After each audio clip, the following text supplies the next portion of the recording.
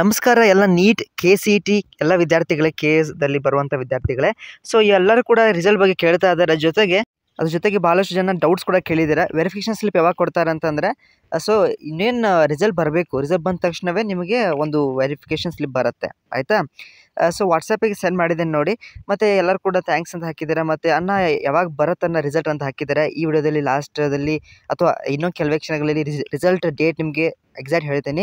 Sir R D number change ಮಾಡಬೇಕಿತ್ತು, ಯಾವಾಗ document change ಮಾಡೋಕ್ಕೆ ಆಗುತ್ತಾ? ಏನು ಪರವಾಗಿಲ್ಲ, ಇನ್ಕಮ್ ಸರ್ಟಿಫಿಕೇಟ್ ತಾನೇ, ಸೊ ಪರವಾಗಿಲ್ಲ, ಅದನ್ನು ಮುಂದೆ ನೀವು ಕಾಲೇಜಲ್ಲಿ ಕೊಡ್ಬೋದು, ಆಯಿತಾ. ಸರ್ ಬಿ ಫಾರ್ಮಸಿ ಕೋರ್ಸ್ ಬಗ್ಗೆ ಹೇಳಿ ಅಂತ. ಓಕೆ, ನಾನು ಒಂದು ಸಪ್ರೇಟ್ ವಿಡಿಯೋ ಬಿ ಫಾರ್ಮಸಿಗೆ ಮಾಡ್ತೀನಿ. ಅದು ಕೂಡ ಸ್ವಲ್ಪ ಸ್ಕೋಪ್ ನೀವು ನೋಡ್ಕೊಳ್ಳಿ, ಅಷ್ಟೇನು ಚೆನ್ನಾಗಿಲ್ಲ ಅಂತ ಅನಿಸುತ್ತೆ, ಆಯಿತಾ. ಸೊ ನಾನು ನೀಟ್ ಆ್ಯಂಡ್ CET ಎರಡೂ ಬರೆದಿದ್ದೀನಿ. ಕೌನ್ಸಿಲಿಂಗ್ ಅಟೆಂಡ್ ಆಗ್ಬೋದಾ? ಅಫ್ಕೋರ್ಸ್ ಆಗ್ಬೋದು. Okay, so can I attend counselling both BSc and engineering ಎರಡು ಕೂಡ you can attend. Okay, so next my PCM 180 ಇಷ್ಟಿದೆ, ನನಗೆ ಅಪ್ಡೇಟ್ ಮಾಡ್ತೀನಿ.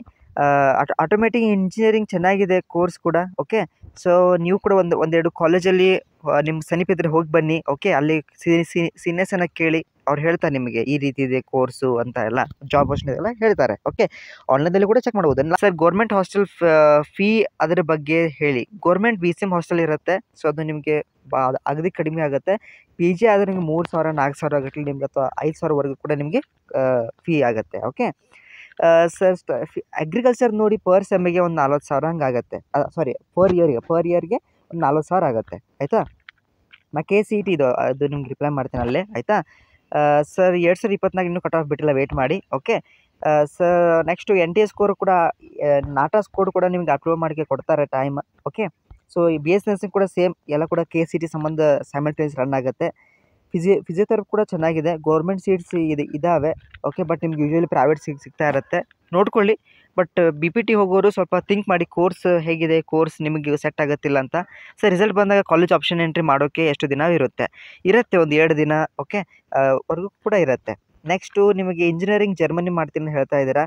ಸೊ ನೋಡಿ ಚೆಕ್ ಮಾಡಿ. ಓಕೆ, ನಾನು ನೀಟ್ ಮೆಡಿಕಲ್ದವ್ರು ಹೇಳಿದ್ದೆ, ಹೌದಾ. SNQ ಎಡಿಟಿಂಗ್ ಆಪ್ಷನ್ ಎಂಡ್ ಆಯಿತಾ ಸರ್? ಸೊ ಎಡಿಟಿಂಗ್ ಆಪ್ಷನ್ದು ಆಗಿದೆ ಎಂಡು, ಬಟ್ ಇನ್ನೊಂದ್ಸತಿ ಅದು ಫಾರ್ವರ್ಡ್ ಮಾಡಿದ್ರೆ ಉತ್ತಮ. ಮತ್ತು ರಿಸಲ್ಟ್ ಬಗ್ಗೆ KCET ನಿಮಗೆ ನಾಳೆ, ಆ್ಯಕ್ಚುಲಿ ಭಾಳ ಜನ ಕಮೆಂಟಲ್ಲಿ ಹಾಕಿದ್ದು ಸರ್ ನಾಳೆ ಬರುತ್ತೆ ಸರ್ May 30 ಅಂತ ಹಾಕಿದ್ದೀರಾ. ನೋಡೋಣ, KCET ರಿಸಲ್ಟ್ ಬಗ್ಗೆ ಒಂದು ವಿಡಿಯೋ ನಾನು ಕಮೆಂಟಲ್ಲಿ ಹಾಕಿರ್ತೀನಿ, ಅದ್ರ ಜೊತೆಗೆ ಫ್ರೆಶ್ ಆಗಿರುವಂಥ ಅಪ್ಡೇಟು. ಓಕೆ, ಸೊ ಇನ್ನೊಂದೇನಪ್ಪ ಅಂದರೆ, ಸೊ ಯಾರ್ಯಾರು ನೀಟ್ ಎಕ್ಸಾಮಿನೇಷನ್ ಬರೆದಿದ್ದೀರಾ ಈ ನಂಬರ್ಗೆ ಹಾಯ್ ಅಂತ ಕಳಿಸಿ. ಓಕೆ, ಮತ್ತು ವಾಟ್ಸಪ್ ಗ್ರೂಪ್ ಜಾಯ್ನ್ ಆಗಿ ನಾನು ಕಮೆಂಟಲ್ಲಿ ಕೊಟ್ಟಿರ್ತೇನೆ. ಓಕೆ, ಇಲ್ಲಿದೆ ನೋಡಿ KS ಸ್ಟೂಡೆಂಟ್ಸ್ ಅಂತ ನಾನು ಒಂದು ಹೊಸದಾಗಿ ಗ್ರೂಪನ್ನು ಮಾಡಿದ್ದೇನೆ, you can join me there. Okay, so ಮತ್ತು ಇನ್ನೊಂದೇನಪ್ಪ ಅಂದರೆ, ಸೊ ನೀಟ್ ಸ್ಟೂಡೆಂಟ್ಸ್ ಇದನ್ನು ಫಿಲ್ ಮಾಡಿ, ಯಾರ್ಯಾರು ನೀಟ್ ಎಕ್ಸಾಮಿನೇಷನ್ ಬರೆದಿದ್ದೀರಾ. ಓಕೆ, ಸೊ ದಟ್ ನಿಮಗೆ ಒಂದು ಕಾಲೇಜ್ ಬಗ್ಗೆ ಒಂದು ಮಾಹಿತಿ ಬರುತ್ತೆ. ಓಕೆ, ಸೊ ದಟ್ ನಿಮ್ಗೆ ಗೊತ್ತಾಗುತ್ತೆ. ಇನ್ ಕೇಸ್ ನಿಮಗೆ ಮುಂದೆ ನೀಟ್ ಎಕ್ಸಾಮಿನೇಷನಲ್ಲಿ ಯಾವುದೋ ಕಾಲೇಜ್ ಸಿಗಲಿಲ್ಲ ಅಂತ ಅಟ್ಲೀಸ್ಟ್ ಇದಕ್ಕೆ ಜಾಯ್ನ್ ಆಗ್ಬೋದು. ಓಕೆ, ಎನಿವೇ ನೀವು ಜಾಯ್ನ್ ಆಗಿ ವಾಟ್ಸಪ್ ಗ್ರೂಪ್ ಆಸ್ ಈ ಒಂದು ಗೂಗಲ್ ಫಾರ್ಮ್ನ ಫಿಲ್ ಮಾಡಿ, ಸಿಂಪಲ್ ಆಗಿ ಕ್ವಶನ್ಸನ್ನು ಕೇಳಿದ್ದಾರೆ.